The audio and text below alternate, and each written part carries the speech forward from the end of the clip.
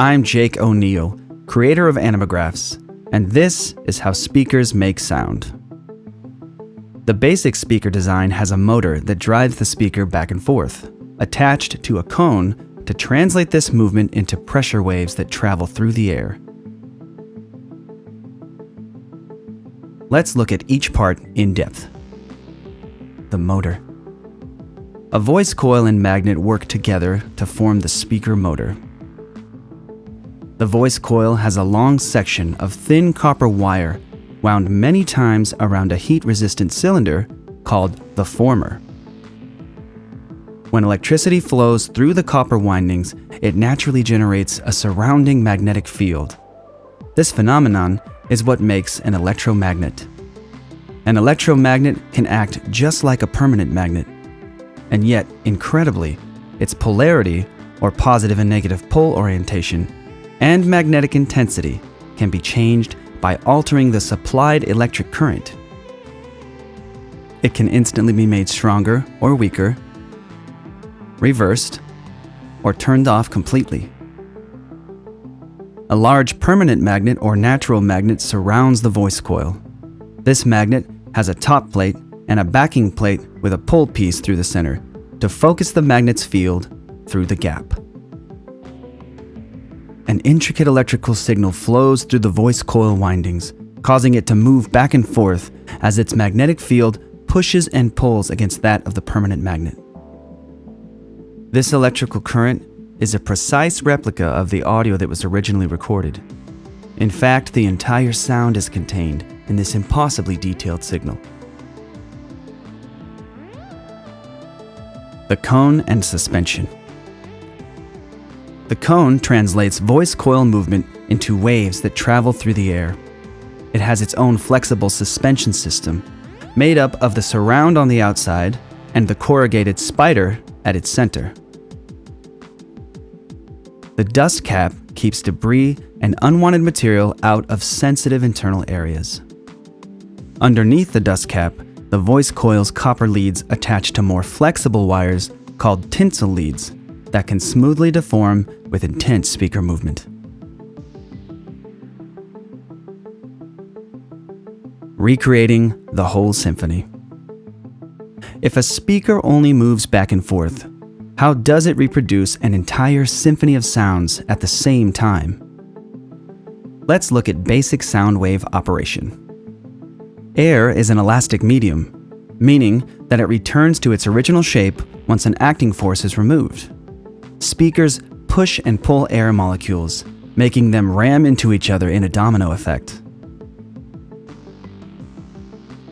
This wave reaches and moves your eardrum, which sends a signal that your brain interprets as sound.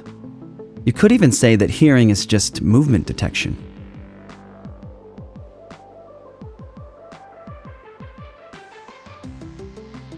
While it's often easier on paper to draw waves as a bouncy line, in reality, sound waves are three-dimensional areas of high and low pressure. When we turn up the volume, the speaker pushes harder, sending more forceful waves through the air. The sound wave's pushing force is its amplitude.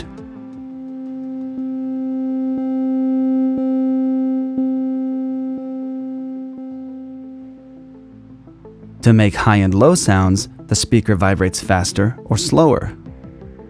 The wave rate is its frequency measured in hertz, or in musical terms, its note pitch.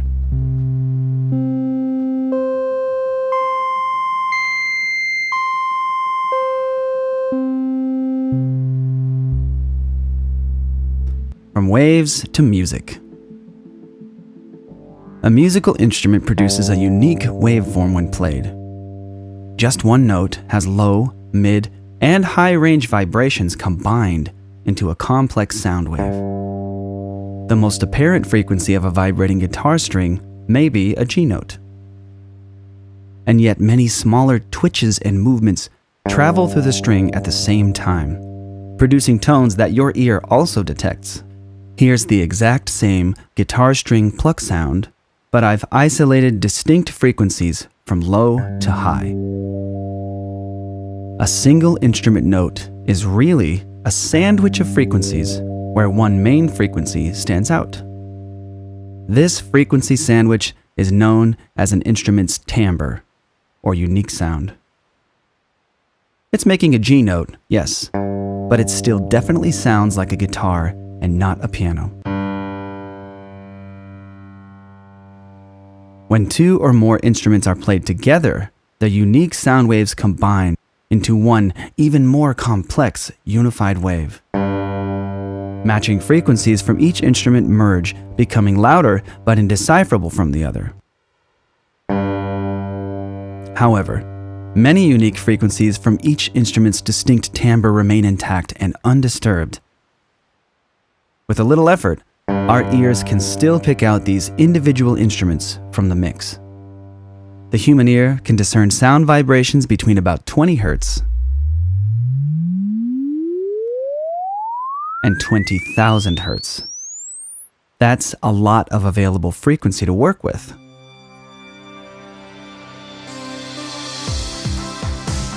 High frequencies ride on the back of rumbling bass waves to reproduce an entire orchestra in one impossibly complex, unified waveform. It's entirely possible for one speaker to handle the whole sound, like earphones, for example.